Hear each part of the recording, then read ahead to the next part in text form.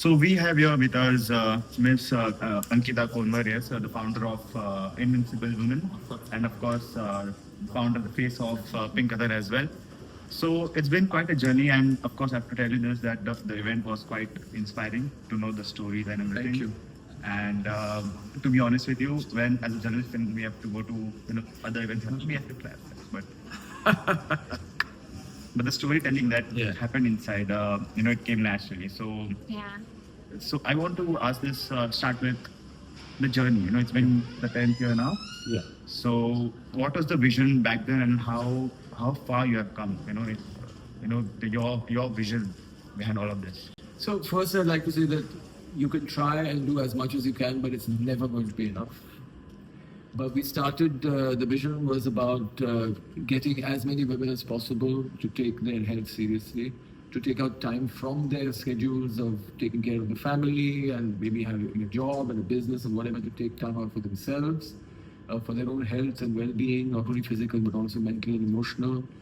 And so far, it's been a fantastic journey. We started with Mumbai, of course, in 2012. Then we went to 6 more cities. We were doing 6 or 8 or 10 cities every year. We were also doing a Pinkathon day, which was in more than 80 cities, over 300 locations across the country, which was happening on one day. So women really took it up passionately, I would say, not only for themselves, but also to inspire all the women around them. Yeah. So the journey has been incredible. I mean, after the pandemic, we've just come back last year. And of course, the idea is we also came back with bigger distances, not just the 3, 5, and 10, but also the 50, 75, and 100 kilometers, so that women could really explore the limits of their potential. Right. And the second thing was also not to get restricted to the 6 or 8 metros, but to take it to as many cities as possible. So the idea now is to go to 52 cities, so that every Sunday there will be an event, a Pinkathon or an Invincible Women running event happening somewhere in the country, so that the message is never lost. The conversation is unending. Women are always talking about health and fitness and wellness and sports and running. Yeah. There is no holiday. Right. Otherwise, usually what happens is after an event, people forget. Right. We don't want them to forget. Right. And Invincible Woman is now in its third Mumbai edition alongside Pinkathon. How has the concept of ultra distance challenges evolved, and what do you hope women take away from participating?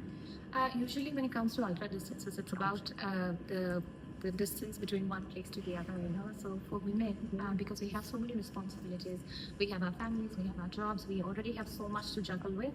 It becomes difficult for a person to, travel to a different place and, participate in an event like this. So that was the idea, that how about if we get the event to you? Something so accessible, and your family can come and support you. They can be there on the route, and it will be a 2-kilometer stretch where our people will be there, or volunteers will be there, and everybody will be supporting you, guiding you. You will be safe, and you can run as much as you want. So I have seen women loving it, this event, for the third time that it's happening, and it's just like I can see so many more participants from the first edition that we arranged it here. And the growth has been amazing, and I think it will only grow better and stronger. Right. And also, it's happened in Mumbai, now it's happening for the third time, but we want to take it to Delhi, we want to take it to Everywhere. Bangalore, other cities, so that the women there can also have the opportunity to do this. So we have another event called the Spirit of Pinkathon, which Ankita was referring to. It's a 3-day event Yeah. Right. where you're running from one city to another city. So that is, of course, a little difficult. You have to take 3 days off, and you have to train a lot, and you're not with your family, and you're going from one city to another city. And this is a little bit easier because it's very compact. We're just in that Right. 2-kilometer loop, and like she said, everybody can come and be And there also and you cheer have for you. mentors to train you, Yeah. to get you through the checkpoints, because we have checkpoints Right. where you're supposed to come and run a particular distance in a particular time, so that you can qualify for the particular distance that you want to run. So we have trainers and mentors throughout for you.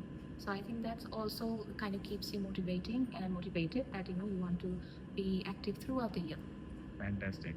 And although this becomes a massive social event, raising over 1 crore for patients and everything, that you need that backing as well commercially to run, to take this event forward.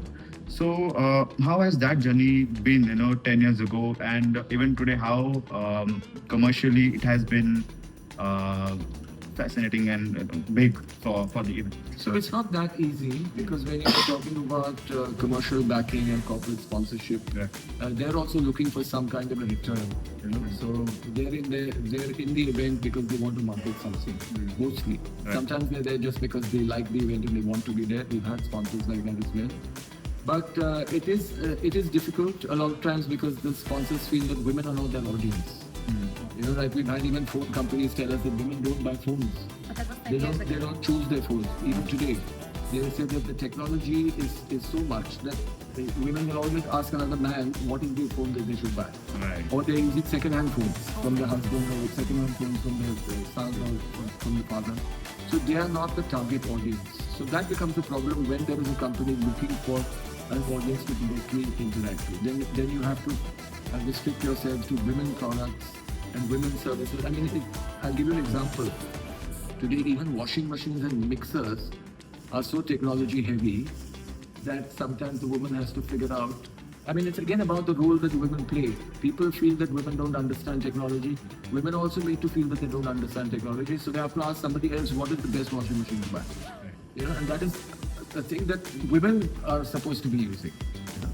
So it is a little bit of a mix-up over there, where the women need to find confidence across the board, not just in how they run. Or they need to know also that they can do this. They can even understand technology well. I mean, there's a big joke about how the genders don't know how to use maps. I mean, these are all the social things, ideas that we have today, which need to be broken. Yeah, the stereotypes. Basically. Right. Yeah. The more we do it, the more I think people will realize that there's nothing that women can't do. And So the corporates will understand very soon, hopefully, that women are equally capable, they're equally powerful, and they are making the decisions for the family. absolutely. Right. And the idea behind Invincible Women emphasizes pushing personal limits, right? Yes. So how do you balance the competitive aspect with the inclusive, community-driven spirit that Pinkathon has? I think it's also Pinkathon is absolutely inclusive, and it basically gives you a hand once you start. But once you start and you start realizing your potential, your true potential, you kind of start becoming competitive, not with anybody else, but with yourself. So you want to be better than what you were yesterday. So how do you do that? So then, of course, this comes as an event in front of you. That way you can push your limits a little bit more and you can see, have I reached there yet? Right. That's guaranteed. Right. And ultra marathons and extreme challenges can be intimidating for the first timers. Yes. What support systems or guidance does Invincible Women provide to ensure women feel confident and safe? Firstly, we give them a 3-kilometer event. Right. That's what we're supposed to Yeah. start with. So if you see a lot of the mascots today also, they started with the 3 kilometer. Yes. And then they did the 5, they did the 10, and that was the progression. Right. I mean, we don't want anybody to come in from zero and say, I'm going to run 100 kilometers, I'm going to do it in a month. It will probably get you injured. Right. But also we have trainers, we have mentors, like I said earlier, and we have checkpoints. We check whether you're fit to run that distance or not. We will give you small distances first for you to realize that, okay, this is my limit, and maybe I can push a little bit more. So things like that, it's all year round. We have training rooms everywhere, every location in different cities. So that way, I think it's a really great community, and women supporting each other, it can really unlock the true potential. Right. Pinkathon now runs activations throughout the year. How does this help deepen partnership with these commercial partners? So the more activities you do, Yeah. the more exposure everybody gets. Right. The cause gets it, the messaging gets it, the sponsors get it. So we have very interesting promotional events as well. In fact, I think Pinkathon was one of the first running events to start promotional events. So our promotional events, of course, are targeted to inclusivity. Getting women to understand that whatever the situation you have, wherever you're from, whatever your age or anything, you are still welcomed in Pinkathon. Right. Like one of the first events we started to promote was sari wearing. Because I realized that women were not comfortable in shorts and in tights, especially in other cities. And so they were more comfortable in saris. So then we said, okay, you can come and run in a sari. We used to have promo runs in saris where lots of women in saris used to run together. And that's again how they got more confidence. So otherwise they might think, oh, I'll go for a running event in a sari, everyone's going to laugh at me.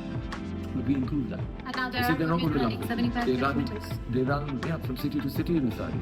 There are women come and they run in salwar kameez, they run in hijab, they run in burqa.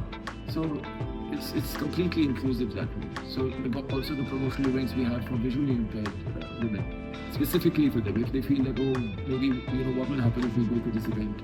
But we are welcoming them. We are getting guides for them. We are doing training programs for them. So every community that we see, baby wearing, for example, that a woman might feel, I'll do it with my small baby, what will happen? But here we're taking care of you. We're the first event probably in the world to have a breastfeeding zone.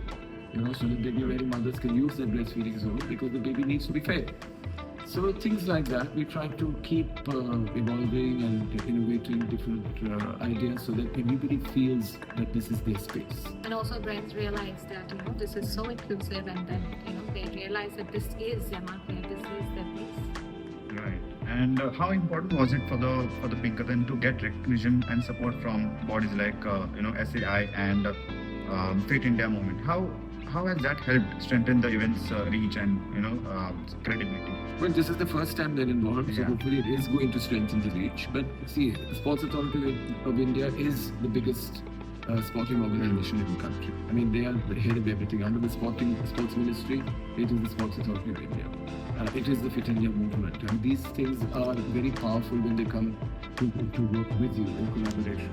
So it is definitely going to help us when it comes to managing venues and groups and collaborations in different states and things like that. So hopefully it's going to... And they see the benefit of it. They also want the pool to be larger of people who are participating in these events, people participating in sports.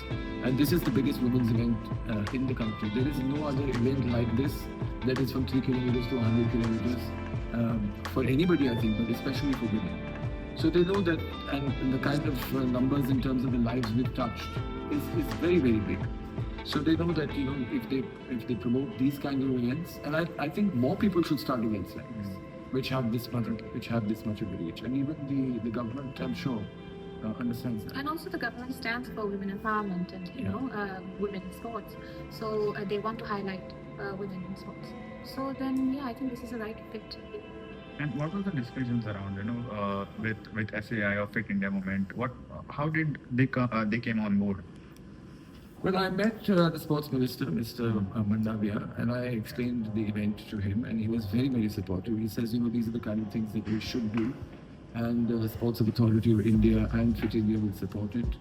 And they have, in fact, initiatives like Asmita, which is to particularly encourage women in sports, in athletics, and to compete and stuff like that. So it will help them also, it will help us, it will help India, it will help women everywhere.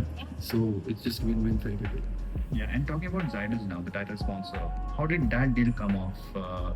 I think it's the first time they're part. We had done a small association with Zydus in Ahmedabad many years ago. But this time, I think when we suggested it to them, they were much happier to come on as a big part of the event. So we started discussing the title sponsorship with them, and they are focused a lot on breast cancer awareness.